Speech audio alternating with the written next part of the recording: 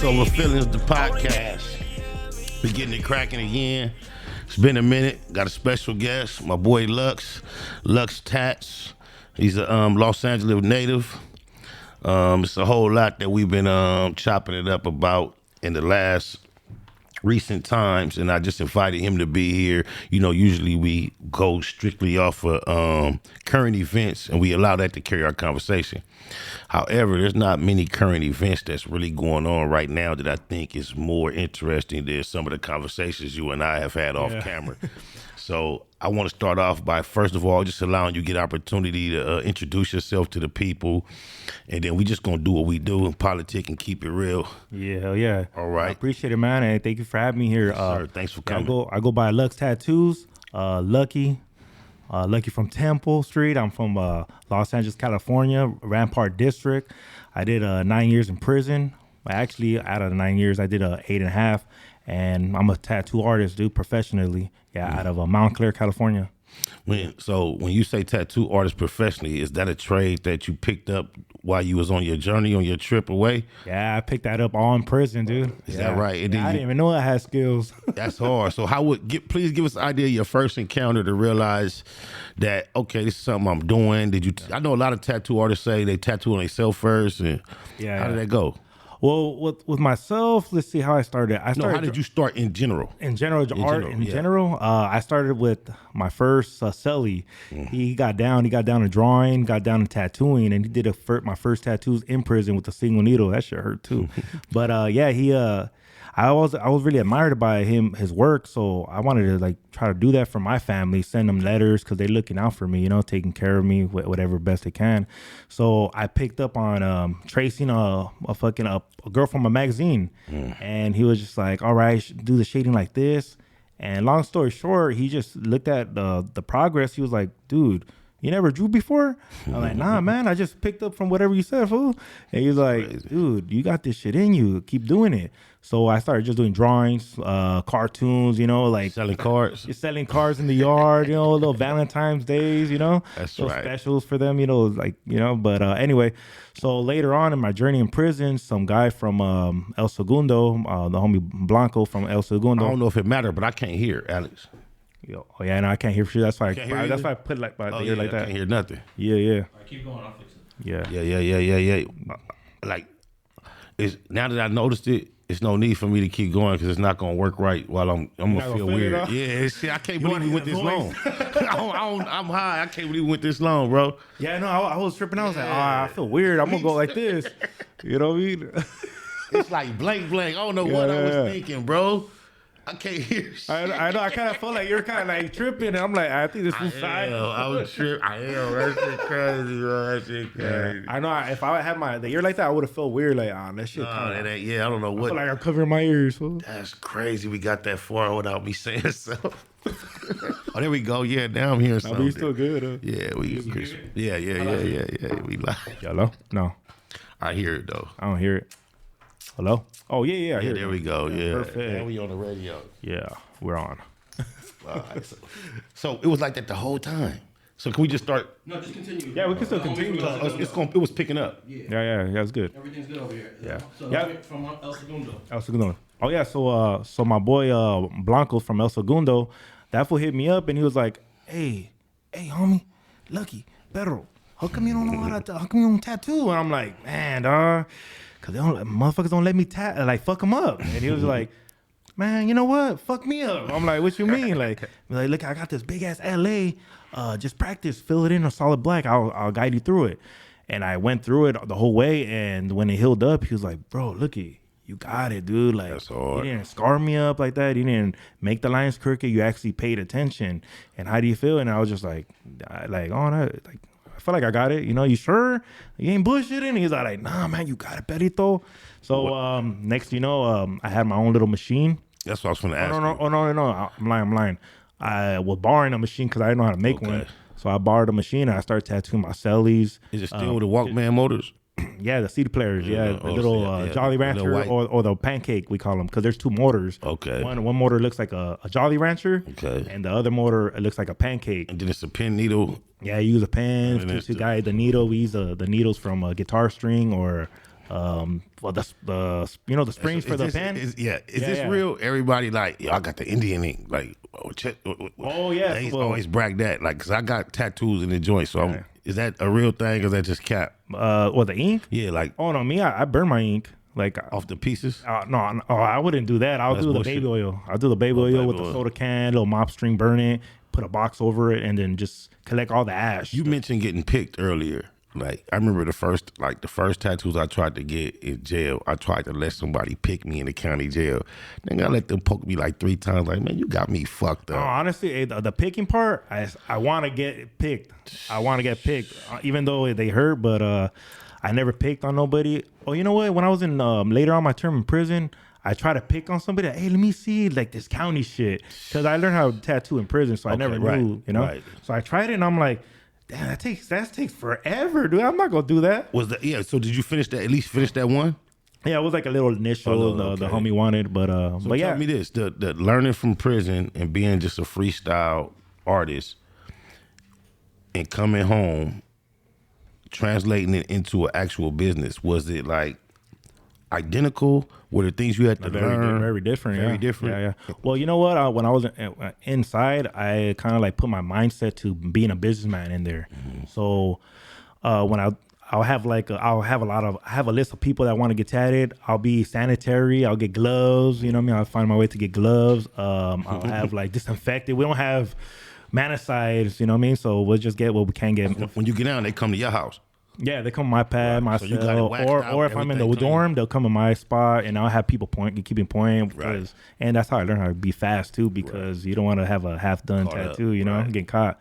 But when I got out of prison, at first I started tattooing at the house. You know what I mean? We had me and my baby mama. We had like a back room. You know, an extra back room. So we turned it into a tattoo shop. Coming home, getting real equipment. Was that a different feel from? Yeah, it was very different.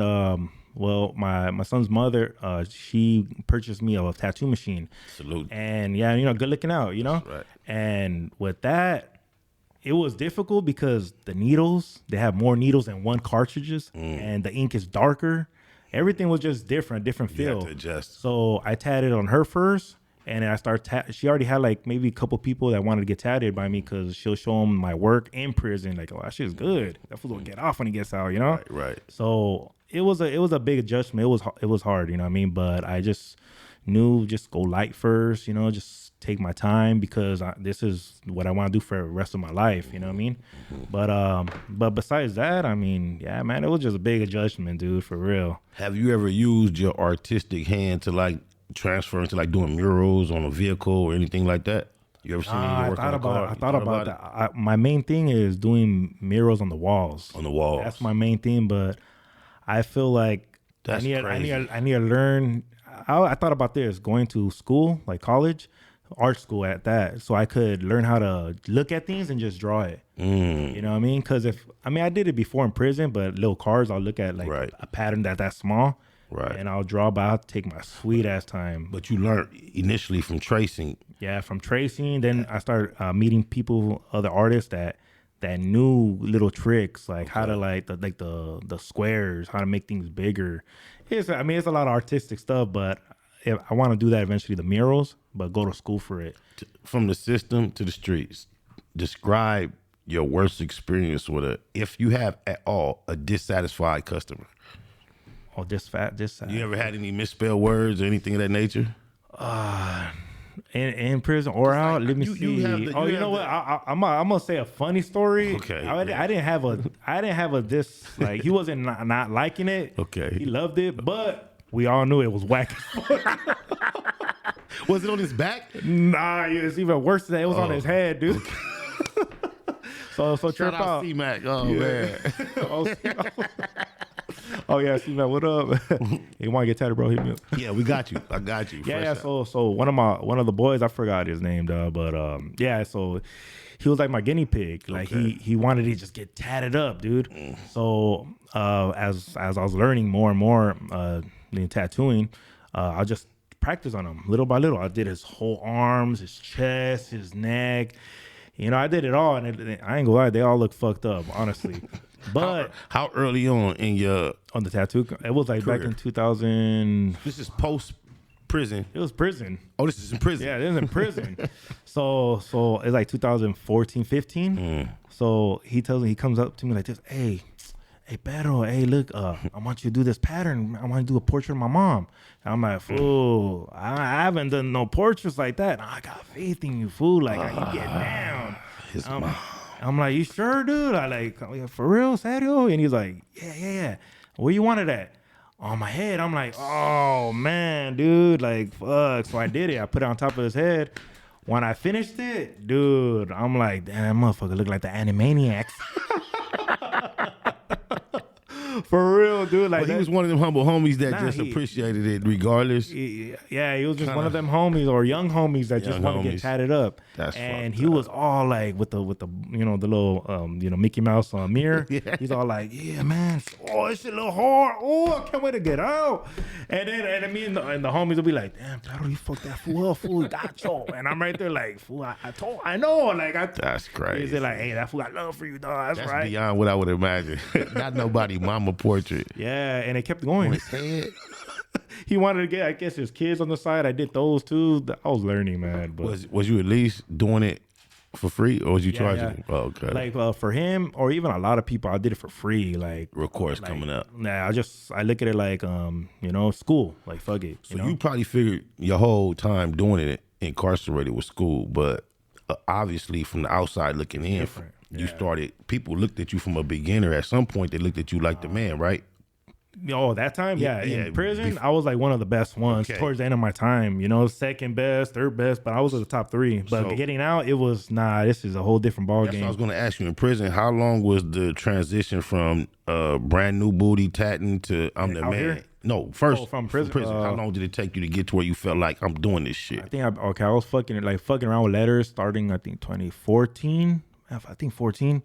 All the way to like when I got out of prison, 2017, the end of 17, so like 3 years. Oh, okay. Oh, so it was. But that's a good, from a lot of people, what they told me, that's fast. Have you done any of your own tats? Yeah, I did all this right here myself. Well, that's pretty dope. Yeah. I did my stomach myself, my knees, some of my leg. It's hard for me to talk about tattooing without taking a moment to shout out my boy Danny Dantana from Miami Mobbing Tattoos. He's done quite a few of my tattoos. Okay. He gave me this one. I got a lyric that say, I told Tattoo Daddy I want it on my fist because Fifth got me with 100 on the wrist. Like, shit, that's right. Yeah, he's done a lot of tattoos for like celebrities and stars. I don't want to start name dropping, but tattoos always make me remember my brother. Tattoo Danny. GUC, my Loc, much love. You already know what it do whenever you see this, but go back here. I didn't mean to cut you off. No, it's all good. Yeah, it was all good. But yeah, man. So it was different for me. Getting in the real tattoo world, like meeting people, asking people, hey, can I work in the shop? It was like, nah, it's a different ball game. It's like you need to be apprentice first. Apprentice, like in a tattoo shop. Like, just sit there without doing nothing and watch. Yeah, dude, I couldn't do that. Like I couldn't do that because I'm like, fuck all that, man. I run my own program. Right? Yeah, I feel you. But I realized, like, dude, I gotta do this eventually. So for the first year when I was out, maybe less than a year, I was tattooing at home, right? But like I said, I had like a mini shop. And the way I had that shit, like a mini shop, set up right. My bad for my tattoo artists out there. You know, I ain't gonna say no shop names, but what I used to do, go to the tattoo shops, act like I want to get a tattoo. Like, hey, how much will you charge for this? A big ass fee. I'm not even going to get it. You know, I'm just bullshitting. And then be like, oh, this much. All right, we'll talk a little bit. And then I'm like, hey, can I look around the shop? They don't even know I'm a tattoo artist. Right. Or coming up tattoo artist at that. And I'll look around. I'll start getting my phone. I'll start going at that recording. And I'll be looking around like, okay, what the fuck is that? Record that's this some free game to any up and coming. That's some game you could take out of tattooing. You want to take serious. Any entrepreneur that's looking for a blueprint, you go find an establishment that you respect in the field that you fucking with, and whether you go film or not, go soak up and see what they're doing as much as you can pick up. Yeah, that's a good way to pick up game you don't have to pay for. That's real fly. I learned that shit in prison, dude. Because sometimes in prison, some fools don't want to give you game. Of course. You know what I mean? Or there's some people that they don't know how to explain you the game. So, but me, I'm like very observant. So I'll look and I'll start looking at the needle, or I ask them, hey, how far out, or what do you do with gray wash techniques, right? So out there, when I was like getting game in these shops, like they're not gonna give you game, dude. They're not, because you gotta earn it. That's what I learned about a tattoo world. You gotta earn that shit. You gotta be apprentice. You gotta, just get your stripes up. Do you watch any of the like tattoo based reality shows? Yeah. I watched the Ellie Inc. I watched I think Tattoo Nightmares, even in prison too. All that. They go way over the ones I remember. And a great thing I did recently that happened like maybe a few months ago, last year. I met shout out to Kat Von D. I met her, the one that came out in LA. Oh, is that right? Yeah, I met her, man. I met her at a show. Is that right? Yeah. So you go to tattoo shows, conventions? I go to tattoo conventions. I came out on one in Pomona, Fairplex. I was actually tattooing there for all 3 days. One of our mutual friends, Mohawk Matt. Have you ever any of that in your work we see on Matt? Nah, man. Hey, man, you missing out. What's up, dude? He ain't saving no room. You don't got no room. Come on, I do cover ups. It's gonna have to be a cover up. I do cover ups, and he knows I get down with the cover ups. Our cover ups is a special art to doing cover ups, huh? Because it can be just like or it can be something you don't even notice. For the cover up? Yeah. Well, you know what? A lot of artists do not want to do cover ups. They hate that shit because it's a lot of work. And some people that do covers, they just do something solid black. Me, I learned this shit in jail, how to like take whatever you want. Let's say, I want an elephant on this spot. I'm like, damn, this shit's kind of dark, but I'm gonna make that shit come to life. It just takes time. And then, like, what do you have to learn a certain amount of pressure for skin tone, or when it heals up, it doesn't really matter how much pressure it was that day. No, it doesn't. on anybody. Yeah, I mean, it all depends on the skin though, because everybody's skin is different. Sometimes you gotta put pressure on certain people's skin. Some people you gotta go real gently, lightly, because they got that skin that just gets really irritated, red. You gotta like stop. A lot of times you learn this on the cuff while you're doing it. You won't know until you fuck with it. Yeah. I started learning when I was in prison. I learned like how deep to go in on somebody's skin by like, hey, fool, does it hurt? Okay. And then he'll be like, nah, not really. And I wipe it. I'm like, oh, I didn't really lay it in. And then I started going a little bit deeper. Then I started hearing like the way the needle and the skin, the contact, It's a lot. It's a lot. No, I'm so lot to it, dude. I'm trying to like take my experiences of getting tattooed through what you're saying and see if I can relate that to the shit I've been told by tattoo artists. And it's making when you get tattooed, do you watch the artist? Like, do you see the needle hit you? It depends. Like when you got your hand tatted? Yeah, I'm sure I stared at this because he was right in front of me. Yeah. But when I get my back done, of course not. Yeah, no, and then when they do all this shit, no. Yeah. But if it's, when it was the sleeves, I either look at them or I might look away. Yeah, you like more often. Yeah. Like right now, tattoos hurt so much. I can't believe I got as many tattoos as I have. I don't know how I got them. I'm going through that right now. Even I'm barely like 32. I'm about to be 33. I just got like a little filling on my back because I'm already almost done. But man, that shit hurt like a motherfucker, dude. I never moved that much in my life. Yeah, I didn't rip, and I'm all tatted up. I got my whole head. Me too. I couldn't believe. I'm like, what the hell happened? I got young female daughters that's like they just getting hit left and right. You look bad. Yeah, and I'm like, I can't believe it. I don't even know how I mentally got to the point where I tolerated all this shit like it was no big Especially deal. The hands be hurting. Motherfucker. Oh God. What was the worst one for you so far? I believe if I can recall, getting right here, this says I always love my mom. I got that in prison. Okay. But just fucking with them collarbones right here, that shit I can remember. Shit. It seemed like the worst ones don't really bother you or bother me where they happen. They make you feel something somewhere else. This motherfucker remember I got to piss on myself. Yeah, like, so that's what I can remember. But really, over them all, why I realize I'm not the same is because the last tattoos I got, I have 6 children. And I had, like, I believe just my 2 oldest girls tattooed right here for all these years. Okay. So after the years I committed, like, damn, that's an imbalance. I got 4 tattoos I have to add. Yeah. And I went to get these fucking tattoos. On the back? Yeah, I got them, like, because I had, like, Curtis and Genesis right here. So I added, like, 4 other children, like, in this. Remember we talking about OCD? Oh, yeah. They're like symmetrical. Oh, you tried? Yeah, that's what I did with mine. Yeah, exactly. So I added them, but through adding them, that's when I was realizing, the fuck, you ain't finished yet, man. I can't. I said, how the fuck did that I do age it? got you. Yeah, it's over with for me. I got one grandchild, and I'm wondering. I love you, Winter. You know you my heart, poo poo. But I don't want to start her because and then tap out. Yeah, because if you get any more grandchildren, I got 6 kids. That's a lot of potential grandchildren. Oh yeah. So just stop where you're at now. Yeah, I'm gonna stop right there. You feel me? I know. I still gotta go more. I got a couple more spots, and they're all the worst spots ever, man. Man, I still gotta do the armpits, finish up one side, and then I got this empty ass spot right here in the ribs. I gotta do my foot. If that's all you got left, that's enough. I don't want to even imagine anymore. This the question been on my mind because I'm gonna tell you why it's on my mind after you answer this. What is the most intimate spot on a female you have been privileged and honored to put your artistic touch on? How close do you get to the goodies and still have to pretend to be professional? And keep it professional. Yeah. I mean, personal. I don't want. Yeah, professional. of course. Yeah, professional. No, I keep that shit professional, and the spot. Yeah, it will be just popped open for you. Yeah, I'm talking about that one. You know why? One of those. This is what it came to me, bro. It was one of these right there. Yeah, like those tummy tuck ones that are really, really low there. Bro, I seen the internet clip. But you know what? Honestly, like, I'll be straight up. I was professional, but I don't really trip on that. Nah. Honestly, I keep it, I mean. Let me explain to you why I brought it up. Let me see. Just one random clip that I've seen on social media. Everybody thinks this shit. Oh, God, no. But this is what got me. It's a female, and she's sitting up in the chair. It almost like she's getting like a gyno visit, PAPS. She's getting a tattoo in that area. Oh, yeah. I think I seen those videos, yeah. And the dude, like, getting down, and she, like, lose it. Like she bust and like I know this whole bro. I haven't got that. Nothing. Not yet. So do they ever come and be like, I need you to hit this, and they gotta pull the whole big thing?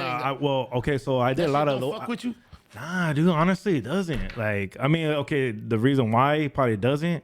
I mean, obviously, we're men, dude. Right. You know what I mean? Like, shout out to all the clients, you know what I mean? No disrespect. Right. But, like, yeah, I got some clients or they're, walk-ins that, they look, they look like, little dimers, dime pieces. Right. But I just keep it professional because in jail, it's like, I remember the magazines and shit. Like, I did so much time where I like, don't even trip on that shit. I mean, unless...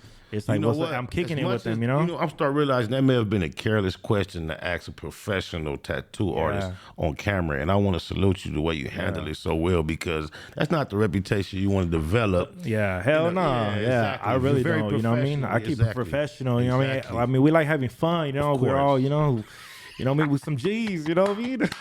That's right, but you got to think business-wise. Like, 2 short songs, you know what I mean? Yes. You feel me? Yes. No, but when I have like one of those appointments, like, right here in the boob area, down there, the ass cheeks, I keep it professional and I look at it like, I want to shoot this tattoo. So this girl that's going to shake her ass somewhere and show this tattoo, she's going to be like, oh, my artist did it. Right. She ain't going to be like, oh, this fool trying to get at me, or this fool's professional. Girl, go get him. Like, right. You know what I mean? And they'll bring me more customers. Right, I feel you. I could dig that. That's for real. That's some more game. I mean, we can have pleasure later with somebody else. Exactly. It's all good. Exactly. That's game again to up and coming. Yeah. Know to be professional.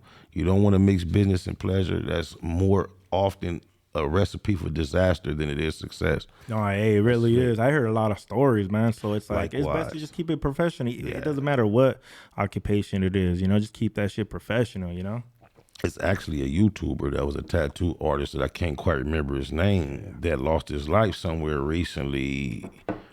Recently? Oh, shit. At his place of business, I believe. Yeah, his name has Savage in it somewhere. I don't know. I'm not really familiar either, but that's the one I thought you were talking about is the homie Triggs. Triggs from he's from like the Nella area. He was all tatted. He was all tatted up with the T in the middle. The fool I think was tatted up too though. Like, I wasn't aware of him until he passed, but I just think they said he had a real aggressive. He's a dropout. Okay. Yeah. That's what I heard, but yeah, I didn't follow through his tattoos either. All right, me either. But no need to bring no highlight to him on my mama. Has your actual tattoo career brought you around, anything industry-wise? I know the answer to this question, but I'm asking you for the sake of the audience. Have you had any exposure to the industry and any acting because of your tattooing? Or? Not really. Well, you know what? It's tattooing, and also because of myself, who I am. I started off because, you know, I'm new to Instagram back in, like, when I got out 2017, so maybe like 2018-ish. You know, 2017 to me seems like yesterday. No, I feel like I know it's 6 years. I know it's 6 years, bro. But like 6 years for real? No, 5 years. It's 6 years almost, now. It's 23. But the thing is, right. You're recently released in that, so that's a small gap. Yeah. And it probably seems like a stretch of time, but to me, I forgot that we're so far from 2017. But go ahead. Yeah. Also, so around 2018. I'm still learning the Instagram game, and I followed a lot of you know, Chicano rappers, you know, especially, you know, African rappers. You know, I mean, I love music, I love hip hop in general. But anyway, so these guys, they'll put out here doing a music video. So my mindset will be like, it's a big production. I'll be like, they're inviting everybody. I'm thinking like it's back in 2001. Like we don't know when music videos are happening, you know. So I hit up with my baby mama like, hey, it says this is right here in Colton. We're in Bloomington. How far is that? Oh, it's like fucking 5 minutes. Hey, let's go there. And she's like, I don't think you go. I'm like, no, look, it says invite only. Invite to the world, whatever. Right. And she's like, let's roll. And so I messaged one of the guys like, hey, what's up? Where's it at? Oh, it's right here. And I'm like, damn, the fool responded to me. Like, oh shit, cool. Like I'm learning, you know? Yeah, right. So I go over there with a stack of cards, you know what I mean? I started like handing out to the couple of the rappers, you know what I mean? Shout out to Cujo, FKM. It was a FKM, fuck him, what up, my boy? It was his music video. And I started just like interacting with everybody, joking around, just like right now. And that started everything. Like started getting me to gigs. Hey, you want to come on this music video? Dress up in the prison. Hey, you want to come to this barbecue or come to this like studio session? Kick it. Hey, can we go to your spot and get tatted? It just started progressing little by little, dude. And I've done a lot of stuff already. I came out in like a background on what's that? American Gigolo. I came out on that. I tattooed YG's homie Slim 400. I came on YG rest video. In peace to Slim 400, man. Good people. Yeah, real good people. It really is. And I tattooed one of the Dodger players' wives, Pujos. Is that right? Yeah, dude. Yeah, so it brought me a lot. Where did you get the tattoo her at? At the shop. No, I mean on her body. I know I know you're professional. I'm still on the bullshit. No, I tattooed like on the shoulder. Yeah, her whole arm and a couple of spots. Okay. And then who else, man? I tattooed on a couple of people. No, that's fly. You don't got to stretch your brain because that's already impressive. Yeah. For someone born, would you consider East LA? Where you raised? No, I'm Los Angeles, but the west side of Los Angeles. Regardless, from the struggle, juvenile hall, to prison. I trip on that shit. I went through all that shit, man. You still have the appearance and the reality of being young and youthful. What is one of the main lessons you could say, just in general, you learned from being a street kid to now a successful entrepreneur? Just be honest, you know, be honest with yourself, who you are, and everything will come good, you know what I mean? Like, even if it comes, even when there's struggles, or don't give up, don't lie, none of that shit, just keep it real with yourself, you know, and work hard and persistence, you know, keep doing it, you know, because, you know, some people, the streets, you know, like when you're a street fool, some fools give up, you know, start doing their thing, doing drugs, wilding out, gangbanging, whatever, and some people that want to do good, they give up. You know, it's too much for them. Right. It's like, nah, just be honest with yourself. Like, you could do it, keep pushing, and it's all gonna come by. You know what I mean? So, are you a father at all? Yeah, I'm a father. Yeah. Of how many children you might have? Right now, I got two. I'm not right now. I don't know yet. I'm fucking. I've played. You know what? I'm thinking. You know what?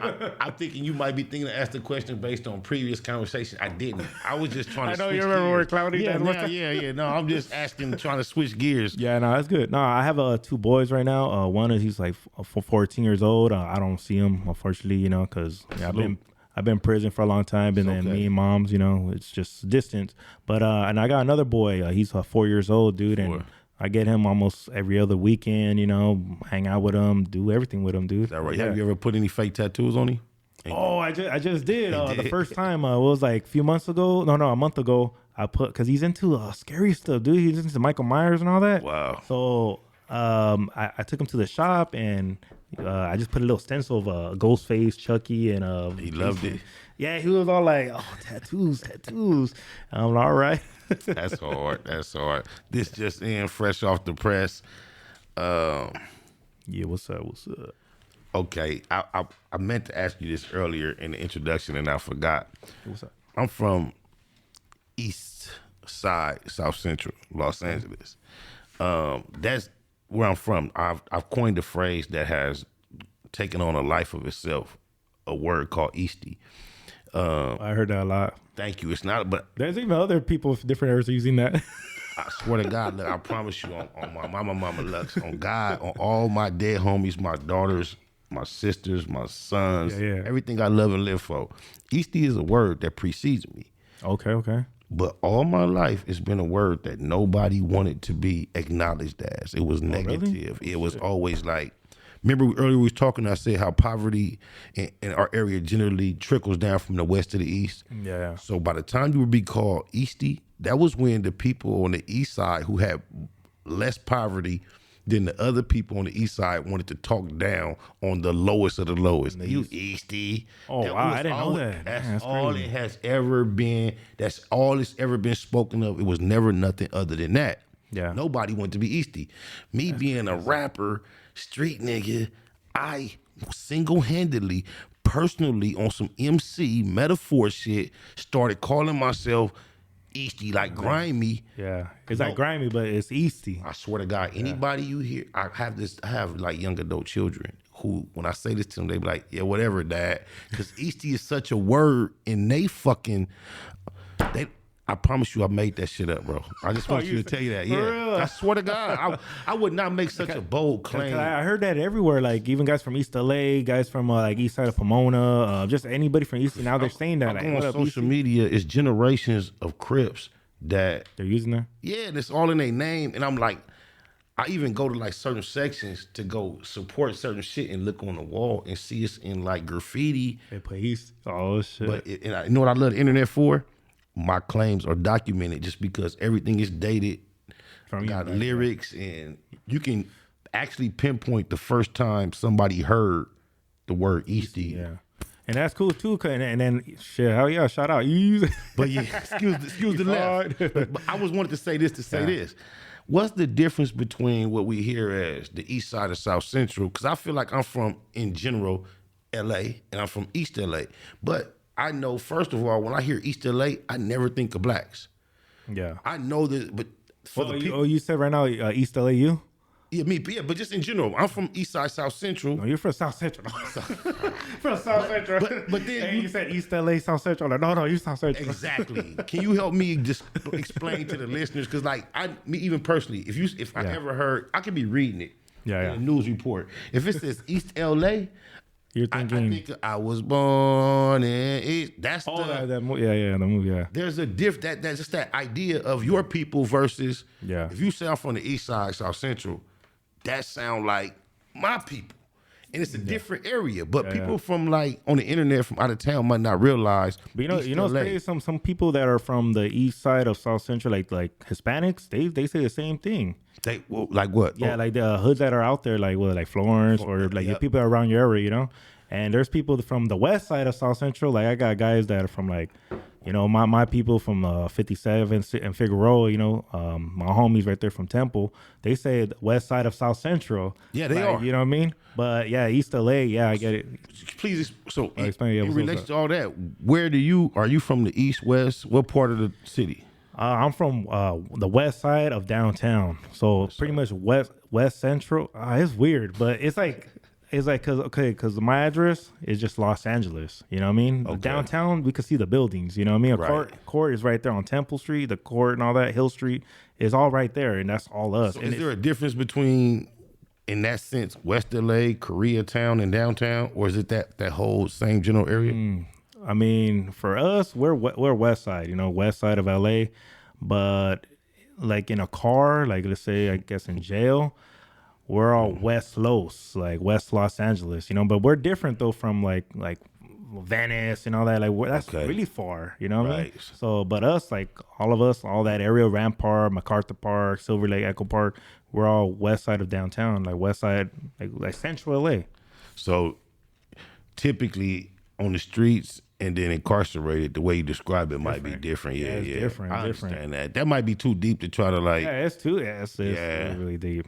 And being like born and raised like what from the 80s, 70s, 60s. I was born in 90s. 90s. Yeah, so 1990. Yeah. In terms of gentrification, when you take a look at your area, it changed a lot. Is it affected?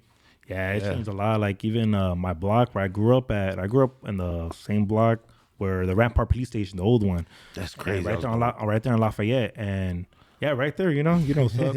Hey, and then it's different, dude. Like the houses, like a lot of the houses got torn down. Now they're putting condos. It's like you see some parts, like I remember like, oh shit, here and there, like the apartment building, but everything else, like my neighbors, like pads, everything changed. There's different type of neighbors now. But that's like, a good point I want to get into, because for you personally, your experience with that is different from mine. Because although there might be new type of neighbors, for you, the majority of them still may look like a tia, tio, a cousin. Oh, like right now? Yeah. Oh, like even if they might be doing better than when we were. Yeah. I realize in all the areas that we used to occupy, the majority of the property that gets vacated and becomes available, it is now become occupied by someone from your people. Okay. So even if where you grew up, if it was like gutter and now those houses are becoming empty, the next person that get in it is another person that represents you, even if they might be doing better in life. Yeah. Oh no! Everywhere I look, all I see is y'all. That's what I'm trying to say. Oh, okay. That's all I see. Like in my neighborhood, right now in my area, especially like Echo Park and Highland Park, it's they coming back, huh?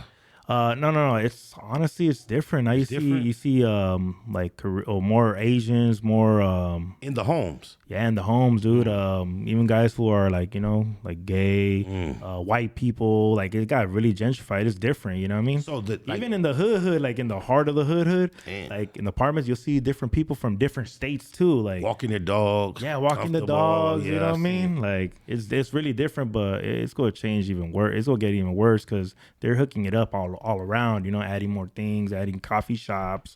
You mentioned something out the blue that really was like kind of like obscure to the whole overall conversation, but just because you have a son, I have sons, and then one of the things that we talk about gentrification in general, and something you notice is there's a lack of masculinity that used to, I would describe it as such. Oh yeah, I get you. That exists. Has that something that you see actually affects the actual temperature of the neighborhood because it's more or less masculine?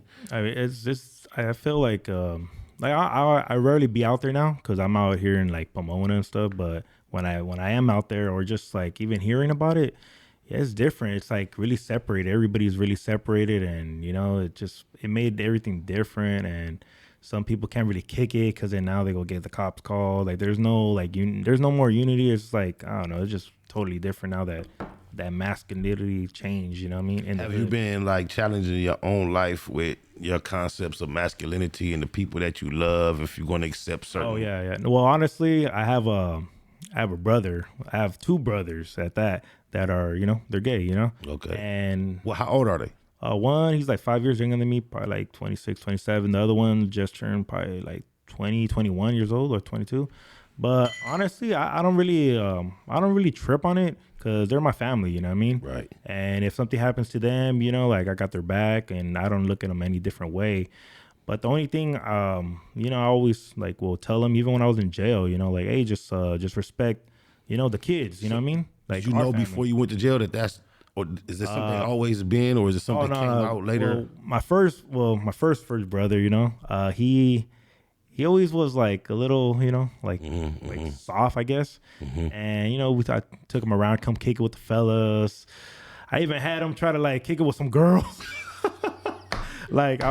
Dude, Oh man, that's some crazy You stories. know, I'm gonna help you. I'm gonna be empathetic with you and take this journey with you because I can relate to. You can relate, yeah. My sister, who was actually my cousin, but she's my sister. I'll explain that later. Okay. She had a brother, and I'm related to her through her father. But she had a brother that was from her mother. Okay. That was older than me and my other two cousins who came from her father. My mother, she had one brother, and she had sisters, and so I had male cousins from her sisters, and her brother had this one daughter. Okay. But that one daughter who became my sister, based on her mother passing very young, my mama adopted her, so my cousin is my sister. She had a brother from her mother that was older than all of us. Okay. And I can recall him coming to every so often. He'll be over on our side and visiting. Yeah. And he was at least 2 or 3 years older than all of the boys. But from day one, wrestling and shit, we could always get him and we didn't even really have a concept of that lifestyle back then. This is how young we was. Okay. But it was always obvious, like, damn, the oldest one of us is 9, he 12. But we wrestling, football, we always just fucking him over. He can't fuck with us, and lo and behold, as we got adults, bam. Oh, it happened. It's what it was. It's like now it made so you telling me like that happened with my brother too. Like we even have him kick in the block, like, hey, what's up? Oh, like cooking, and it'll just come out like he's like not like that. And my friends will make fun of him. I used to fight with my friends because that's my brother still. But later on, when I was in prison, he just came out and told me, like, I had a cell phone. Well, no, actually, I bought phone time, and I just called him, hey, how you doing, bro? And he told me, like, hey, man, like, you remember how all that was going on, the making fun of your friends and all that, you fighting your friends? I'm like, yeah, it is what it is. Like, I came out, I'm like, oh, it's all good. And he was just like, for real? You was shocked. Yeah, because we're two different people. He's went to college, graduated college, and he's, that kind. And me, I'm in prison, gang member. Do you think? But I never let that shit affect me and him. Semi-suspicious of or aware of the softness. Do you think that helped you develop and be? Oh, I expected that, or did you think? Are you surprised, or did you always feel like? I'm not surprised because the way you handle it. The way you handle it. The way I handle it is like, I don't know. Since I always been like, it's always been natural to me. Like, dude, that's my family member. Fuck it, like if he is one day or not, I don't know. Like, I'm gonna have his back no matter what. Google. I got sons that 14, 15, 16 years old. Shout out to the Currs, all 3 of y'all. Y'all know what they do. They know all their life as young boys, baby boys, men. I've had 2 things I've told them are not acceptable. Oh yeah. And it's being a gangbanger. And the other one starts being with a G2. I'm just going to be honest. This is what I told them. If you want to maintain a connection with me throughout our existence upon this earth, there's 2 things I'm not going to accept. Yeah.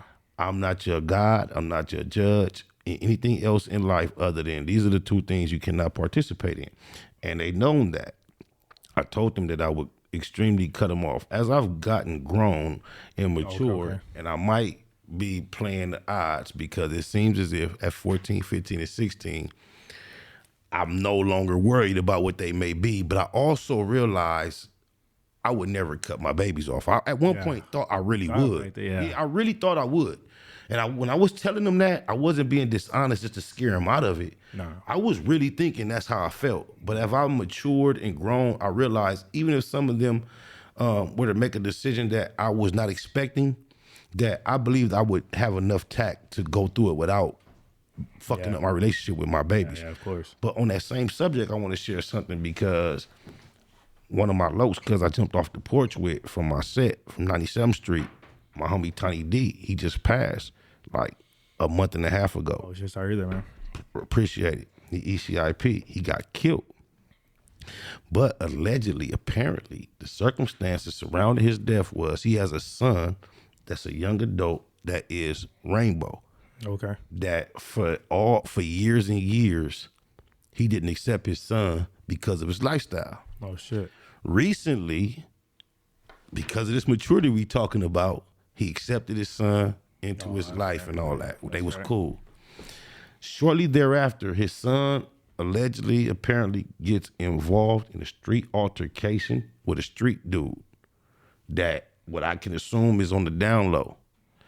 And whatever they doing, my homie son get to saying, well, I'm going to put you on blast and tell what, wop. My homeboy is dead because the that altercation. nigga killed him. Damn. Rest in peace, Tiny D, on the set, on my mama. But, yeah. So that's crazy, dude. Crazy yeah. that story. Yeah, apparently, allegedly, there was an altercation between his son that is involved in that lifestyle that he did not accept for all these years based on that he just recently accepted into his life. Got into a street altercation with an individual that allegedly he got tempted to expose or was threatened to expose, and then that led to my homie, that my day one that I jumped off the porch with in the set, that's grown, old, full gray beard, old dude. Is it later on that happened all because of that? He's defending his son because of that and lost his life, allegedly, apparently. So Well, I mean, yeah, like shit, condolences to the family, but it's like at least he fought for his son. You know what I mean? Like, fuck it, he loved him no matter what. what do you, I mean, like, do you believe that as a person that was born and you've been responsible for creating life, do you believe that there's any connection in your purpose as a human being, your contribution in keeping that going? Do you think human beings I should do that? Or? inherit any type of responsibility just by benefiting by a man and a woman getting horny and coming together? You benefit from whatever we consider as this experience as life. Do you think we naturally inherit an obligation to pay that forward? Oh, to pay that for it? Yeah, I mean, somebody gave you, if you look at this as a privilege or something to be a blessing, somebody was unselfish enough to engage in what it takes. And just think how selfish or how unselfish it is to, like, just think we could consider it unselfish to have the best sensation known to people, which is pretty selfish. Fucking is selfish. Like how people selfish. I want to fuck. But that is unselfish to engage in that and then inherit the responsibility that comes with it. Then that's unselfish. What do you think about the general concept of people that feel like it's okay to receive the pleasure, stimulation, and even show it too? I mean, first of all, I'm only here because people were unselfish enough to deal with the opposite sex. Yeah. Now I'm here. I'm benefiting from everything this world offers me. But when I go to stimulate myself, I am not interested in paying forward the process that continues this life that I have. Yeah. I know I'm saying that in a real way. No, it is. Yeah. Yeah, I'm like, damn, this is real shit. My bad. I didn't mean to do. I didn't mean to do that. Yeah, but that's good. Because you're dealing with human beings that you really in love with, that you're never going to turn your back on. Do you find yourself seeing the issue different because of your loved ones? I imagine you do. You pull the line. I don't know. I've never been really challenged. Like, or like even with other people. Yeah, just in general. I don't like tattooing, dude. I tattoo. I tattoo people who are in the, I'm gonna just say respectfully, other side, right? Do you have limits to where you will do or what you will tattoo? Man, you know what? On the real shit, I always told myself like, hey, I'm gonna keep it professional, just like when you tattoo females. Period. Keep it professional, but. I mean, it's like, it depends. Like, I'm not going to go tattoo the bottom. I'm not going to get too close to that, none of that. Right. But if they want to tattoo, like, the back, whatever, right here, the thigh, like, I'll do it. So if you were... But I keep it professional. If you were a bakery, you would make the cake for whoever wants the cake, the wedding cake, no matter what it says, as long as it's not... Oh, yeah, like, if it's for somebody that's the other side and make the cake here, all right, cool, sell it. It's just business, but that's it. We just keep it business. Don't disrespect me. I don't disrespect you. And you know, I've learned that, and I've learned it. I've learned that going out into the community, doing regular business at a cash register, you learn the natural respect for whoever is on the opposite side of that transaction. And we have to learn to at least take that energy everywhere we encounter people like that. But I don't think that is also equal with teaching our kids our thoughts toward the whole general energy. Now, like with me, like I meet a lot of people like that, and even when I went out, like, I have friends or homegirls that have like guys or that are on that side, and you know what, they get nervous because I'm all tatted up, ex-gamer, whatever. But when they come through, I'd be respectful. Hey, what's up, bro? Hey, how you doing, man? My name's Steve. I go by Luxx Tattoo. Check me out. Right. But they already put him up on game, like, hey, don't get at my homeboy like that, cause he like have a respect, respect boundaries, and but when it comes to family, like let's say the little ones, I don't do that. Like, I don't teach my kid, like, hey, man, like, you know, you could do this or this. Like, nah, I just keep it original. And as they get older and, you know, when they go to school, I know schools are changing and everything. It's like, I'll teach them the real. And hopefully, I mean, if he goes that way or the other way, it's like, I'm going to accept him for who he is, you know what I mean? But we'll have boundaries at the house. We have boundaries at the house. But the acceptance point is something I want to home in on, because, you know what I realized also, and I believe, I can't prove, it's not a fact.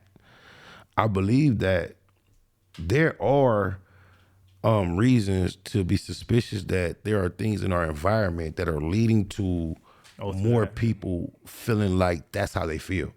Yeah, like people say, I was born like this. It's probably like the gangs. Like once you have the gang, it gets bigger. It's definitely. And just like that, like now that they're getting more accepted, more movies, commercials, and jobs, more jobs. If I say Snickers, now they're getting bigger and bigger and bigger. But if I say Snickers, M&Ms, or I don't even know Baby Ruth, or Skittles, what do you think? I mean, some candy, man. Okay, yeah. Just get right. That's all you think, right? I like. So what do you know about one of the coldest controversies right now with M&Ms is? Oh, I didn't know that. What's going on? The characters in M&Ms are going through. They're training into what? All that, and now, but we are at a point to where people have complained so much that they took them back to normal. Okay. That before they really launched the campaign, they was like, okay, we're going too hard, because people like, what are you doing?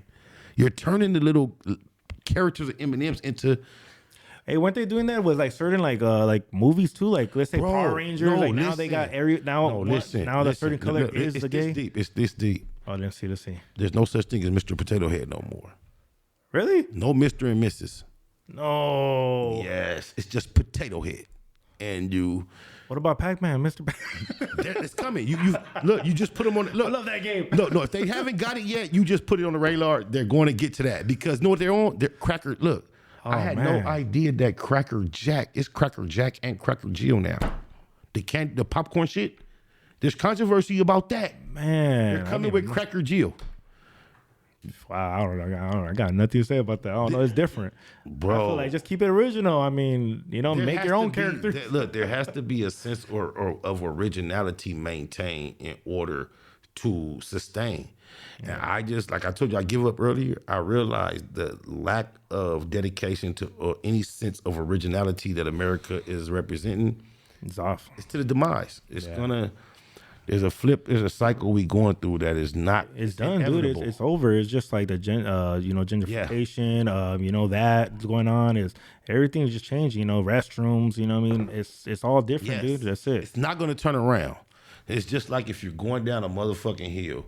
Oh, you know, I just realized also like the saunas. Mm-hmm. I didn't know that before it was separated, like girls and guys. Now the sauna I go to, like on the gyms, it's everybody. You're lying. Yeah, and I'll post it on my Instagram, like, oh, you know, the sauna, you know, little boomerang. That's probably why. And then somebody told me, like, oh my God, you there's girls there, and I'm like, yeah, like why, like, and they're like, is everybody robed? No, they'll be, and then there's even other people that go to saunas and the gym. Like there's girls that they're right there with the bra and whatever. That's deep, because about a year ago. But I didn't think nothing of it till barely the conversation I had. Yeah. Oh, you're ready for the new world? Yeah, I'm ready. I'm still learning. You ready for the book? I still don't got an iPhone. But look, on that subject matter, guess what? There was it was totally brushed over. And this lets you know what kind of climate we're in, because this should have got way more attention. But there was a mother who took her daughter to your hood. It was somewhere like in downtown LA, Koreatown, Boyle Heights, somewhere. Yeah, it's in the area, not in the hood. Not your hood, but in your section. They have like a real like fly, well-known. Oh, like a spa like that? A spa. Oh shit, okay. Where people will get the massages, the milk baths, and all that. And I guess it was a mother who was taking her daughter, who was like 14, and trying to expose her to some fly, worldly shit. Let's go get these spas. Yeah. And then this area that is commonly only ever been occupied by women. They're in their robes. They getting it's all female. So and they say she's doing this with her 14-year-old daughter, trying to turn her on to this next level of mature life of getting pampered. And sitting next to her daughter is a woman just like her with her robe on, like everybody else. Stand up, robe come off, and just swipe fall out. Damn. The lady go crazy, but what do you mean crazy? Like This is my 14-year-old daughter. We've been thinking we've been. I was by cloud right now. She got crazy. Like, hey, what's up? No, we've been. It's going in and out too. But we've been thinking we sitting next to a woman for an hour. We doing what women do in our private. Oh shit! Okay, it looked. Oh yes, shit! Titties, towel, titties, hair, getting a pedicure like everybody else. And this happens. You get up to fix your towel. You know how you got to undo the towel and then redo it because it ain't tight enough or something. I don't put my towel up. No, but you know what I'm talking about. Female. You know how a female like she got her towel on. Now she finna get up and walk, so she got to kind of like double up, tighten the towel. Yeah, no, I guess So it's described like something like that. And that happens. And so the lady like, what the? And damn, she raises hell, but she's not automatically right. Yeah, she's in the wrong if she's. Yeah, it's a few people roll with her. She got some little, but you never heard of it. This shit, to me, the way I look at life, that should have been the biggest shit on the news for a long time. Oh, they cut that out. Quick. Yeah, you know why? Because they want that shit. They want that to grow more. You know, just it's weird though. Simple to me though. If the opposite behavior is the source of all life, how can you be so dedicated to promoting? Look, I admit, and I agree that there may be people that are living that have these compulsions beyond their control. They don't know why. It could have happened. They could have been experiencing it as young as they can imagine. I'm not gonna argue that. But remember, I told you, I believe that it's a reason if that's happening. It was planned. It may be planned. But before we get to celebrating that, why are we not celebrating the autistic who are higher in number, can speak for themselves less, and are definitely dealing with something that they did not fucking design, something they can't even really describe. They can't speak for themselves. But why is not every other abnormality? Look, I'm being so selective with my words, but guess what? To them, abnormal is an offensive word. So I'm trying to be as non-offensive as possible. Because even if you call it not natural, that's deemed offensive. So I really don't. It's like our hands are tied. I don't know why. Like for me, I just speak my mind. No disrespect, but I'll speak my mind. You know, sometimes I'll say a certain word. You know, even playing around. Right. But if somebody gets offensive, the only thing I could fight on is, dude, I got two brothers. Oh God! And you don't discriminate. Yeah. Oh, you brought me back to this. Is what I've been thinking of. Now I'm back to reality. It's a thought that's been on my mind. Because I lost it, and let me do it because I've been trying to figure it in the back of my fogginess. What was I thinking of? I remember having a female with Real Tough. Okay. And like through the conversation of pregnancy, will always come up, and she had a brother who was A1 flaming, like he with it, flamboyant. And the conversations all be like, and we have a baby, can my brother babysit? I'd be like, hell no. I mean, no. And that will always end up in conversations of a contention and beef. And I believe it may have even resulted in a couple of terminated pregnancies because she just was like not finna go forward. That's tough. Based on how I felt. So it was from years we've been separated, whoop, wop, wop, don't communicate or nothing, don't talk, don't hear from her or nothing. Happened to bump into her in traffic.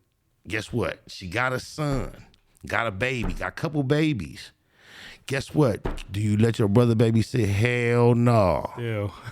I'm just saying, and she used to beef with me over the concept, but she kept it real to let me know by the time she became a parent, her whole perspective changed. And that's no disrespect to anybody. And shout out to Donnell, because when I was talking about my cousin that we used to put in chokeholds when we was little, that was Donnell. I didn't say his name. My mama. And this is no hate to nobody that's affiliated with any community that might have been represented. It's just you dealing with a human being and multiple human beings who are very familiar with a time when it wasn't as such. And you are seeing real time people reacting and adjusting to the new climate in society. Yeah. And we also responsible for guiding our offspring through this process. And we've had multiple decades to process this transformation. And you cannot hate on that parent that is trying to manage that process for a brain that has not been on this earth even a decade or two. Yeah.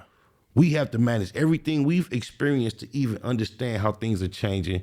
And then we are not interested in your input on how we take our children through this educational process. I think that's what it is more so than anything. The way I see it now, like just live your life, you know what I mean? But it just sucks because you have to correct yourself or hesitate at what to say, what not to say. It sucks. I agree with live your life, but live your life includes me being able to tell my kids whatever I feel like. Yeah, no, you got the right. Yeah, so if y'all want to be able to just throw this out here, I should be able to comment on however I want for my children. The problem comes when I'm accepting that you're doing whatever you want, but then when I look at my children and say, hey, check this out, why?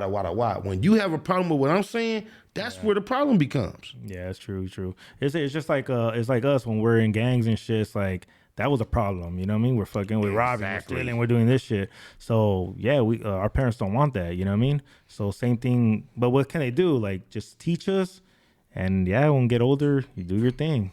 You know, it's I mean, those are the rules you're forced to face as a parent anyway. Yeah. So because you really don't have any control. But it sucks that. I don't know. It's weird now. I'm thinking on some other shit now. I'm thinking like it's like the gangs and stuff. It's like music was popping, you know, and everything was cracking. So everybody was seeing violence. It's like, we want. Oh yes. But now everything's different. But that's why I'm telling you, the world to be like that now. It's gonna be. It's happening already. I'm learning. But I want you to realize this: as a national power. Yeah. Like I told you, kingdoms rise and fall. There's no such thing, no matter how far back you look in history, is the kingdom that rose and didn't fall. And because we are that kingdom, that we are part of that, I want you to also be aware that what preceded a lot of the destruction of a lot of the old world powers was sexual immorality. I don't give a fuck how nobody look at it. Yeah. From the Babylon. Yeah, those times. Yeah, bro, right. It's always, whether it's mythology, historically. Like it's always been there? Yes, anytime people have, as a group, celebrated going outside of what seems healthy and normal in a sexual sense as a nation, it always has predated their fall. And I don't want to get too deep into that and get us off track. This is because I've been wanting to ask you this for the longest. Yeah. For your biggest stretch you did was 8.5 years in prison. Now I'm gonna just call that a decade. Yeah, almost a decade. Yeah, so that's 10 years, and that's a nice. It's a good stretch. It's a big stretch, bro. I want to ask you this first. When you got arrested for the crime you were charged with, you can explain as many or discuss as much as you wanted to talk about the actual situation. Were you involved in like a relationship with like you had a main girl? At that time, yeah, my son's mom. Did you attempt to make it last throughout? And if you did, how far did it get? Or what? How did you handle that situation? It didn't last. It didn't last? Was you trying to make it last? Okay, I tell people this story. You know, when I got my time and I got my first visit after I got my deal, I talked to my first son's mom. And I remember, you know, she was crying and shit, and I just told her like, hey, because I don't know, my mindset's always been different than my homies and anybody, you know. So I just went like this, hey, so yeah, man, I got 9 years, 85%. And she's all like, I know. And I'm like, look, don't even trip. Like, you know what I mean? Live your life, do your thing. It's all good. Just make sure I get a package or see my son. That's all I worried about. And she's like, what do you mean? Like, yeah, you're not gonna wait for me. Like, come on, look at me. I'm gonna do almost a decade. And she's like, nah. She thought the fantasy was still in her head. You know, a love story. But, you know, hey, we're young, you know, so I'm not even mad, you know, or, you know, it's just life. But yeah, it didn't last, you know what I mean? And then it's crazy because I'll get letters every once in a great while. I'll get a letter from a girl from high school and shit. And just stumbled up on her. Yeah, and then I'll tell them the truth. I wasn't fucking trying to, you know, of course, you know, prison talk them. Right. I was like, oh yeah, I still got like 6 years left, girl. No, last letter. No. Hey, I had one girl too. She sent me pictures of her and everything. I'm like, damn, I didn't get letters for years. And I'm like, damn, I don't even know who this is. And then I read the letter. I'm like, oh shit, oh wow, she came back, or she's in the team probably. 2 letters later, like, nah, it disappeared because I still got a gang of time. So then I had a stretch where I didn't have no letters, and I did my time perfectly like that, like with no girls, no nothing. I wasn't even tripping, you know. But then I met my son's mom, and what fucked me up for a while in prison, getting mail. What? I used to think all my females were spraying perfume on my letters until I would get the letters from like my mother and my auntie and still smell it. It was almost checking the mail. Yeah, it's all in the whole bag with everybody else's perfume, but you'll get your letter and smell it and think like, damn, she sprayed that on there for me, but you don't know where that shit came from. On God. Oh, blah, blah, blah, blah. That's just funny. I had homies that had like some crazy letters where the girl be like, they'll draw it out, hey, smell this, and then the homie be like, and it'll be that. Yeah. It'll be the you know, the down, he smell it. Yeah. And it ain't there, but he'll swear he smell it. No, I think you trying to smell behind him. No, I'm not gonna smell it. That's his people's. You know, I'll be like, hey, what's up? He's like, hey, fool. You know, I don't believe it. This one I don't believe it because maybe our mind we thought it was what it is. Exactly, because you'll watch. What was it? Is it Caliente? Is that the show? Caliente. The Spanish chicks that be dancing on the fuzzy, like it's a channel. I think so. Bro, it don't even matter. Caliente, you could be watching fucking Starsky and Hutch. Everybody look at the TV and say, oh, look at her pussy.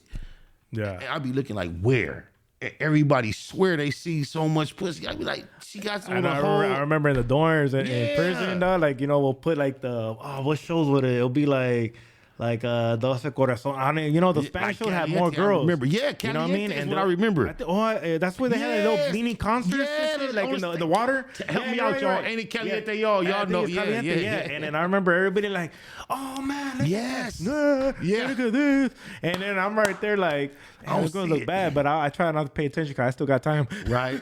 Exactly. That's real. But that's a real. I don't want to hurt myself. That is a real lesson to learn. I had to learn it. I went through both sides. I got married in prison. I still realized other relationships I had to do what you described, cut it off. But the main thing is, the reality is when you get stretched or you get a chunk of time and you're young, I don't give a fuck. If you become one of the ones that's fortunate to find out that dreams come true. Yeah. Other than that, you got to cut it loose, let it go. Yeah. Get your mind focused. I learned that even out here too. Like now, I mean, because me, like honestly, like when it comes to like relationships, with me, it might be harder because, man, I was in juvenile doing a prison time. Like I didn't really have too much like relationships, you know? So just I like, you know, whoever, you know, in the past is like, I understand it's hard, you know what I mean? But then again, if it ain't right away, if it's not working, just cut it off, man. It's just like in jail. If it's not working, do your time, man. Because you know what I mean? You'll feel well better, and even out here, you'll focus way more too on yourself and your family. That's deep. You know? That's deep. Because I want to salute the fact that you went to prison and didn't know how to tattoo. Because on God, and then you utilize a skill that you learned in prison to sustain yourself after your release, and it wasn't one of the fucking shits that they provided, you know, because I was in prison. I went to auto body, small engines. You know what I did in prison? What you do? I went to fire camp.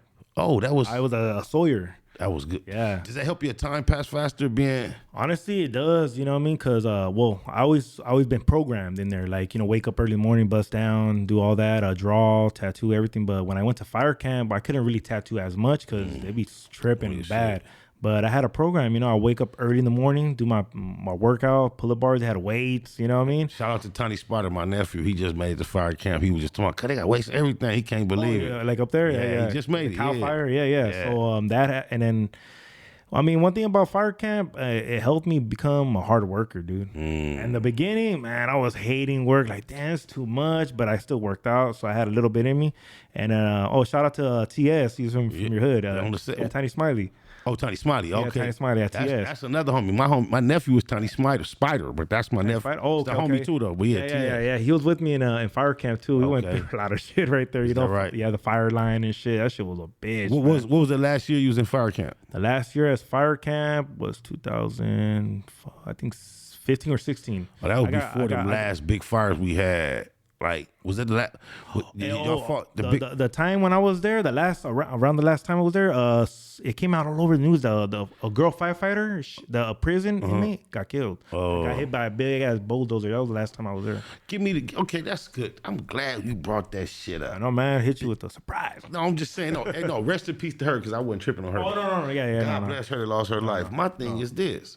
Just think about the kids that grow up, see fire trucks, how we celebrate. Fire truck. Yeah. Explain the experiences being of an ex-con and being on these big fires.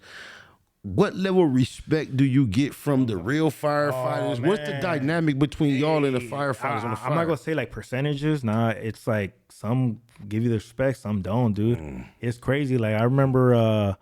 one time, we're going to fire line, like, you know, we're like right on the spot. Fire's right there. We got to separate the green and the burn. So we get there, boom, we're hiking big ass mountains. We get there, and then the firefighters will be like, all right, guys, the inmates are here. Like some dicks, straight dicks. I've heard this exact. Straight dicks, I know dude, you ain't like lying, for real. bro. Like, you know, like it's all good, it's all love. I ain't tripping. And y'all gotta go hard. And us, like, you know, we come from prison, and we only here because we ain't trying to be in the cell. Right. We didn't volunteer for this. You know what I'm saying? Yeah. But we gonna show you we beast mode. Right. And they used to cut, I think, a 4-foot scrape. But us, where it's mandatory, we do the 8-foot scrape. Clean that shit all out.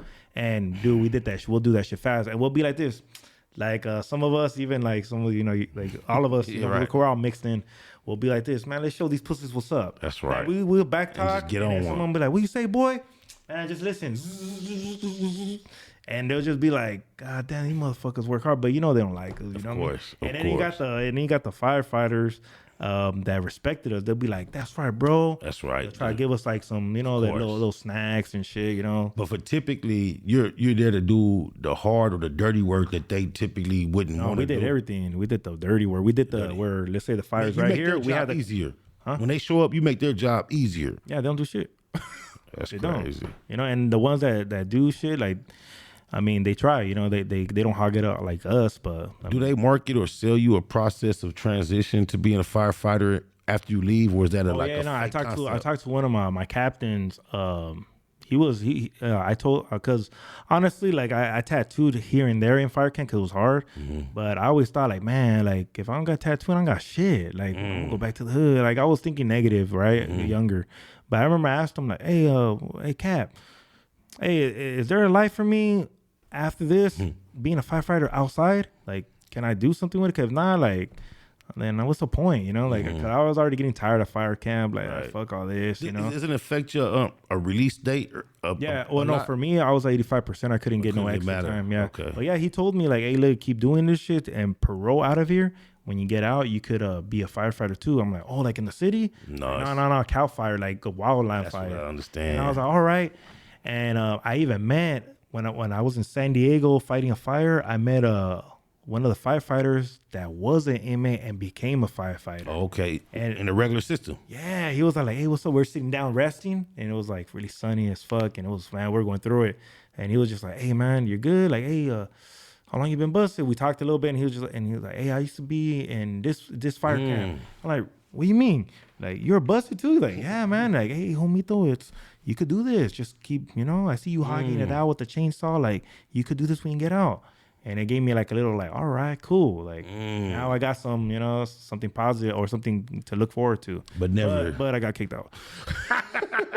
I got kicked out of fire camp. My bad. Hey, you know what? It's like a setup for my understanding of fire camp. You'll trip out why I got kicked out. No, I believe you because I understand. I ran away. Wow, that's what I'm. Hey, look, that's the point. It's up to you. It's like honor system, basically. If you a motherfucker, you can do whatever. That's what I understand. So I'll salute you for sticking that out, but you couldn't take it, huh? Yeah. Okay. How long did you? I'll tell you what happened. Okay, so my first fire camp. Oh no, my So my second. I forgot which one. The middle one. Yeah, I went to 3.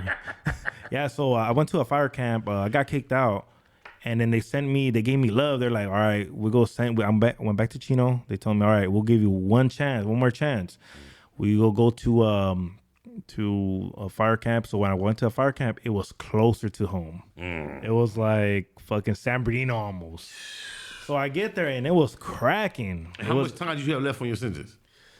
Probably had like 2.5 years or so. Okay. So I get out. So I'm in this fire camp.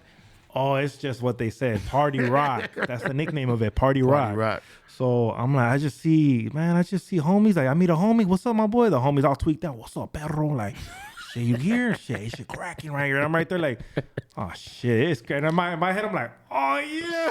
I'm going to take advantage. Right. So right away, I hit up, I'll just keep it real. I hit up my baby mama, you know what I mean? I'm like, hey, what's up? Like, guess where I'm at? She's like, oh, hell no. It's no gate. There's gates, but there's no barbed wire. Wow. Yeah, so so you stopped it. Yeah. So a few times I will I'll get out and have fun. You know what I mean? And get back in time. And then come back in time. You know what I mean? And just and that wasn't enough. Nah, dude. People will even tell me, and then my people will tell me, "What are you doing?" Like, do it. And I'm like a realist. I'm gonna keep it real with myself. Like, I'm not gonna last here. I'm not gonna parole here, dude. This is too easy. And you know what? I want to tattoo more. Like, honestly, because I got caught for tattooing over there and I got in trouble. Yeah? Yeah. But Like, they didn't kick you out. No, man, that last week. So is it hard to get out the program, kicked out the program? If you're an inmate, is it hard to get kicked out? It's easy, huh? Super easy to get kicked out. So you got love by yes, not. Yeah, I got love from the captain, sergeant, and all that because I was a hard worker. They thought I was. They thought I was gonna be like straight. That fool's a fuck up, drug addict, poly. They kind of were reading the book. You bumped into some people in the system that really had your best interest in mind. Yeah, like I remember I got caught. The last week. I got caught 3 times. Damn. So this how I was a sawyer, the guy that uses a chainsaw. Okay. So that's like respect. Like, damn, this fool fucking and they asked my captain, hey, this fool gets soft. Oh, this fool works really good. So that gives you like some juice, And so I get caught for tattooing. I'm right here like this, tattooing the guy's neck, and I'm like, the guy didn't keep pointing. I'm like, fuck. So in the act. Yeah, so then I got caught in the act. I went in the office, got a fucking I believe 30 days or 115. I got 30 days. And then the officer, and that one officer, he hit me up when I was after I finished my food. He hit me up, hey, come here. I took a shadow with me. Hey, come here, homie. The fool's calling me. I was still going by the rules, Right. So he'll be like, hey, I gotta give it to you. I just seen that tattoo you did. Man, you get down. So I'm thinking like, yeah, like, man. Yeah. I bet he talked a good one because he goes like this. Yeah, I would have looked the other way if I would know he got down. I'm like, oh, that's all good. Fucking the same fool that busted you? Yeah, and I go like this, man. You can still take out the 115. Come on, you got pulled. Like, come on, you're a cop, Right. He's like, nah, I can't. I'm like, whatever. So when I go to my hearing, like, all right, hey, don't. So it wasn't your lucky day, but right now it's your lucky day. I'm gonna give you a chance. Don't tattoo no more. Okay, I guess the warden in the camp. Right. I'm like, all right, cool. Right, but you got 30 days off. Like you got added on. So I go back. Yeah, so I go back to my bunk. I got popped out the cell phone. Call my my son's mom. Hey, what's up? Like, yeah, man, got 30 days. Next thing you know, I'm looking. I got caught again with the phone. Dude, within seconds by the same cop. No, so he still tripped? Yeah. And I thought he was being cool with me. You remember? Like, you could have looked the other way. Now, you know what I mean? It's time to look the other way. Yeah, and then I go like this. Fuck. And then the fool just like, he looked at me like, fuck. And then my baby mom was like, what happened? I got caught again. He's like, what do you mean? Oh. The guy's right here. Let me call you back. All right, hold on. And then he's like, all right, give me the phone. I'm like, all right, hold on. I'm going to take it anyway. Hey, so yeah, I'll talk to you later. All right. And then I hung up the phone and I'm like, what's up, man? Like, hook me up. I just got a 30 days. I got to do my job. You know what I mean? And people seen and they're just like, damn, that's fucked up. Like, you can't trust that cop for nothing. Well, fuck, you can trust none of them. You know what I mean? But, exactly. Yeah. So then I got a 90 days. Because, the phone carries 90 days. You can't get that back once you get 90. That's no get back. So I lost the 30 days and the 90 days. Because you only lost 30 because you got the 90 before you get the 30 back. So you lost 120. I lost 120 days.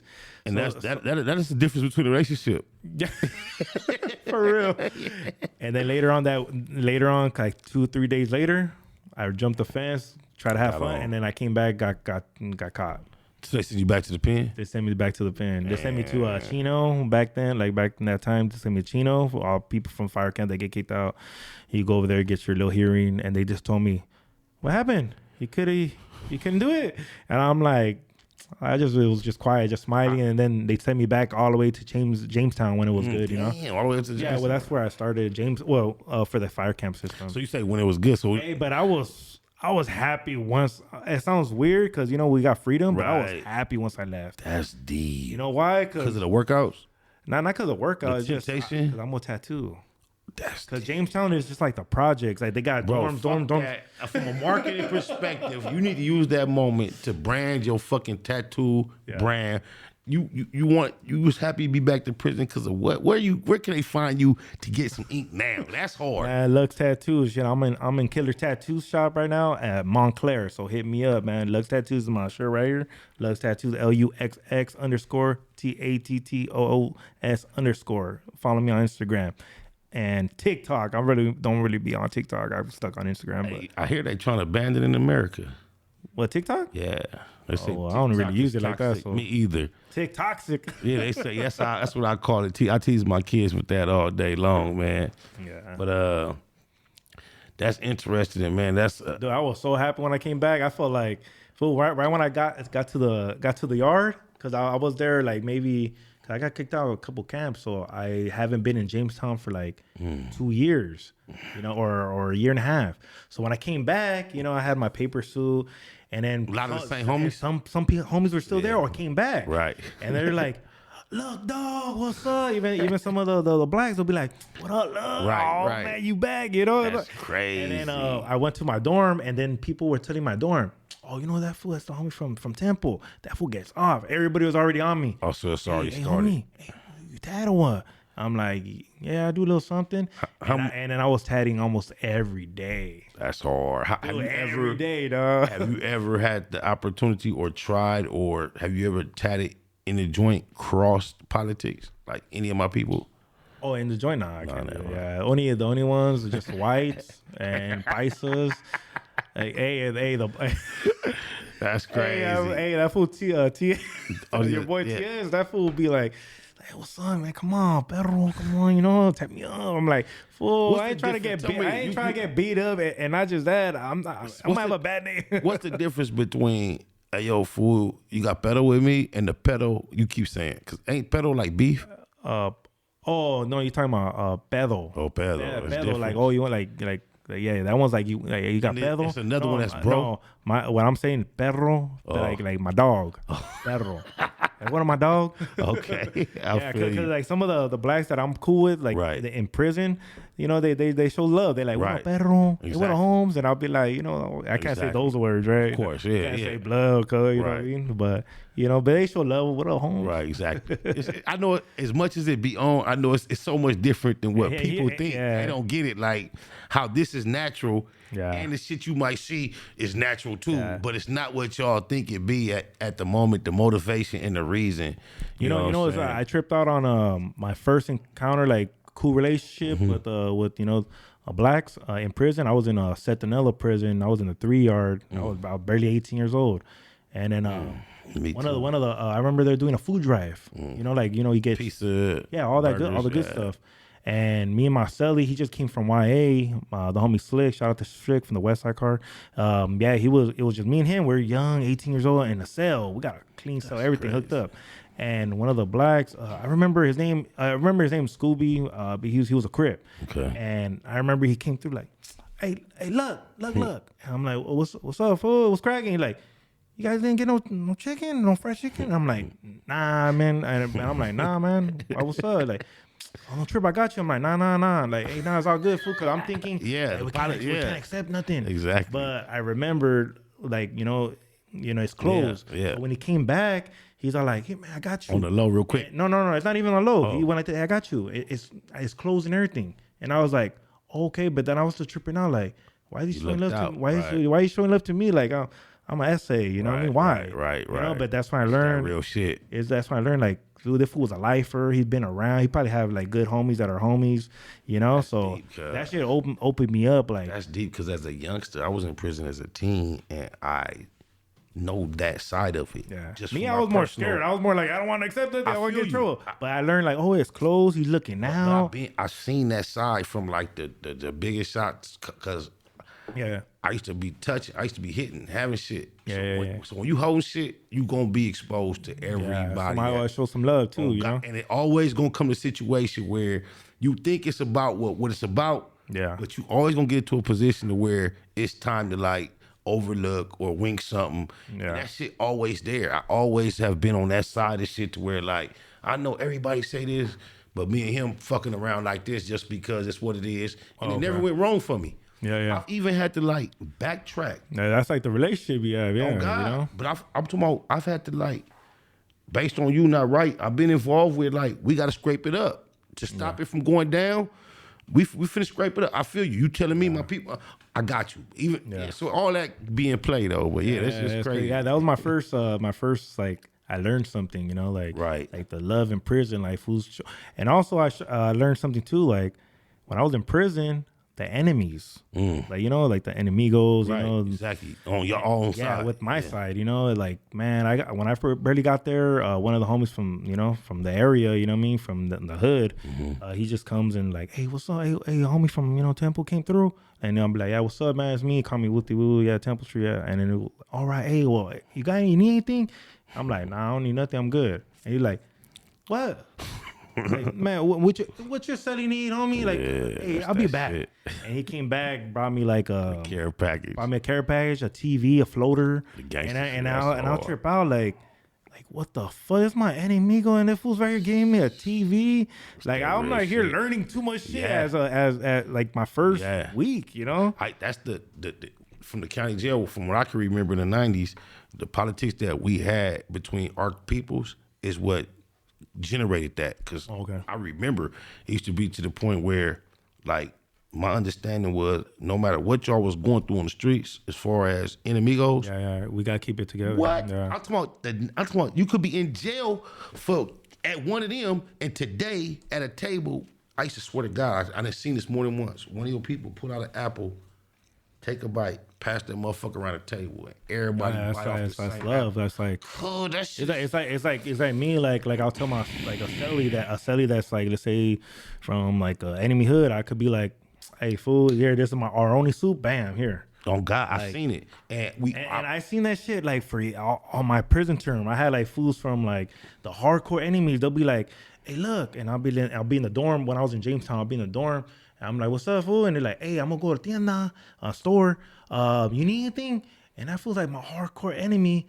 But it's like, I don't know what happened. It's just a relationship happened, bro. You know? I swear to God, on the opposite level, I can remember being in Supermax, got into a riot, racially motivated. My boy, I was telling you from Pinoy Real. Oh yeah. He's Sedano, but he from however that work out. That's what he was, right? So he went to the hole a couple days or a day before the riot jumped off. So it jumped off or whatever. Bam. I ended up being wounded in the back to where I went to the medical ward in Supermax. Very smaller dorms. I think it was like the 800 floor. Yeah. And then because I swear to God, these is all random details. Very shortly before the shit popped off, they did a random search of a dorm. They said for knives, and they got a gang of knives. But when the shit went down, the only people got poked was my peoples. So you know how a lot of the police is Rodriguez, all that. We was on the whole like, man, y'all knew y'all came and hit yesterday, how, woo, wah, all that was in the air, right? So, bam, we go to a whole nother dorm. So when we get to the dorm, just imagine my shit, I got like a wound on my back that's stuffed with gauze. So I'm telling all the blacks, like, yeah, we were just in the dorm, and it went down, wop. So, wap. So I swear to God, you triggered this thought, because this is what the same enemigo shit. So I've been telling the blacks in the dorm for 2 weeks, hey, if I see anybody that was in that dorm, because they listed us as victims because we the only ones that got, and the numbers it's when the numbers first started getting out of control. So it was like 48 to 12. So they was like, I'm telling the blacks, I'm really just talking tough, never thinking that somebody from this riot 2 weeks ago who went to the hole finna come in this dorm. But part of my regular conversation, when they like, hey, what happened to you, youngster? I'm like, I was in the dorm. It went down. If I see any of the fools, it's on. So 2 weeks later, what you know about? I swear to God, cuz it's like 3 pods. And then early morning fish line, they got about 8, 9 people. They gonna put a few in this cell. I mean, a few in that dorm, few in that dorm, few in that dorm. I remember eating my breakfast. You know, I used to walk to the bars and dump your shit in the trash and put your tray. Yeah. They got the fish line lined up with their blankets and shit. I'm looking. Oh, man. The main motherfucker that the shit started over, he was in line. I'm like, damn.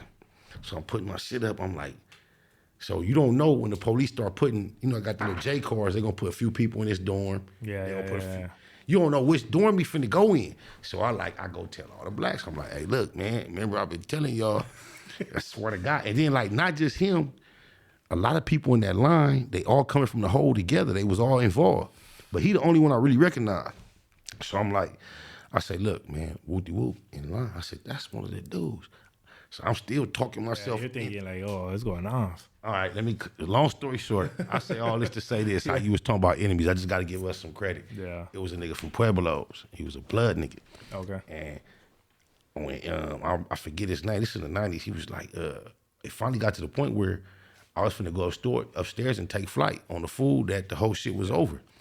And before I was finna go upstairs by myself, the blood nigga was like, hey, you want me to go with you? Oh, shit. Cut that shit. It felt so That's good, crazy. bro. Just like, he was like, you want me to go with you? I'm like, yeah. And he mobbed upstairs with me. Then it went down, whatever to do. But just the fact that I wish I know your name. I know if you didn't, I don't know where homie at. If he's still alive, I know he remembered, cause the two niggas from, it was two brothers from, was they from Marvin? It was two brothers from Marvin that was in there too fighting that little case. Marvin? Okay. Marvin Gangster, West Side. Oh, you know Yellow Hill? Yellow Hill, the rapper? Oh, he's from there? Yeah, from Marvin. I ain't Yeah, hip the to Martian guy, they get that logo, the Martian. Yeah, that's their shit. Yeah, he's a rapper too, from that hood, Yellow Hill. A rapper that's popping now? Yeah, he's popping right now. This is like way back in the 90s. Oh, no, I mean like right now. I just Okay. came out a music video with him too. These is like, oh, for real? Yeah, that's why I was like, Marvin, oh, ain't that? So you just like what, for your tats or just image or you rapping? It was just for image, like background. Okay, that's you know? right. Yeah, but you know what's crazy about now, from prison to now, like when I do like music videos, photographs, like modeling shit, and movie, whatever, I be around. There's a lot of course, enemigos, right? Like how do you manage that? Just love or do it? It's all love. Yeah, it's all love. It's all love. As long as I keep it business, like where, right. Hey, what's up, my boy? Like, hey, call me Lucky. You know what I mean? Lucky. I'm going on Luxx Tattoos. But I got my hood back in my head. I got it on my chest, so they know where I'm from. Right. But if they tell me, all right, this hood, I'm like, all right, that's what's up, man. I'm from Wooty Woo. But we know what we're doing. Right. We're business. We're trying to make money. We're trying to get our names out there. Right. And like there's pictures. It came out on American Cholo. Shout out to American Cholo. But yeah, he was talking about it like, hey, there's this picture of you with some food from 18. And that shit went up. Like, I don't know about viral, but it went up. Like, a lot of people were commenting, liking it. And how you feel about, like, what's up with that? Like, and I just look at it like, you know what? I was busted with a lot of them guys and different guys. And it's like, dude, it's different. Like, just like the story about the TV. Right. Like, but out here, we're doing positive shit. You know what I mean? We're trying to make it in life. And it's not like I'm kicking in this hood either, you know what I mean? I ain't gonna do that too. I got respect for the hood, but it's just crazy how like some people don't understand that. Right. But I do, and I know you do. You do. No, too, exactly. But I always can appreciate somebody else's journey that can resemble. Although it's never identical, there's certain shit that's against the rules that we can relate to, and it's like, okay, this shit is real life. Yeah. Even though the people from the outside looking in don't really get it. Yeah. And I always like for me, like the rules for me is like, it's pretty common sense. Like, it's just business. Doesn't mean that. So that means don't be in their hood. Like, oh yeah, I'm kicking it with the homies from. Nah, dog. Because now your morals are to shit. You know what I mean? Tell me this. Let me tell you. This is how deep it is with me. The person that I speak of often, fuck it, I don't care. Bobby Montoya, Pinoy Real, but he's a Sereno. Yeah. We as teenagers was in the fucking Eagle Rock, Glendale, Pasadena area together, high school, thugging. So we ended up incarcerated together. We had to politic through that. We did it well. But this is my motherfucking love for him and his mother. I was going to school in Glendale, living in Compton. I used to catch the bus. His mother. What's your mission? Yeah, every day. His mother don't speak a lick of English or very little. Yeah. just from whatever rapport she realized me and her son has. Their last name is Montoya. I don't think he was married to her mother. It was just him and her. Oh, it's really his last name? Oh, shit. You don't know what her mother last name was. I don't think they had the same. You said oh, he's a Filipino. No, he's Raza. Oh, that's okay. But his gang affiliation is just like Filipino. Yes, Okay. So my thing is this. He lived in the Pasadena area. We went to school in Glendale. Okay. I lived in Compton. I would be on the bus stop. His mother would drive by the bus stop with him, taking him home, and see me. And he would flag me down like, come on. I would hop in the car. She would take me through rush hour at 110 all the way to my address and drop me off to the point where I would be so appreciative and feel so guilty. I have my bus fare in my hand, and I would try to give it to her. Thank you. Yeah. She would deny it to the point where I would do this. I'd be like, okay. And then when she drive away, I would throw it in the back window. Yeah. And then I'd be like, I got you. You had to take it. And then she was so cold, she'd drive down the street, honk the horn, burr, burr, burr, and throw it out and leave. Oh, that's and right. let me know to come get it. Yeah, go get that shit. That's how much of my boy he was. And I had to end up being in the system, and we had to really like figure out how much we gonna let these people know. Yeah. You fuck with each other. Yeah. Yeah. And that's just, it was as real as the reality being there. To this day, that's my bro. We don't really hang and kick it, but because of social media, we found each other. We in communication. Nah, that's dope. Hell yeah. Yeah, that's still my bro. You know what's funny? When I tattooed first black, you know what I mean? I was like this. I was tattooing him, and I'm like, yeah, finally I could tattoo.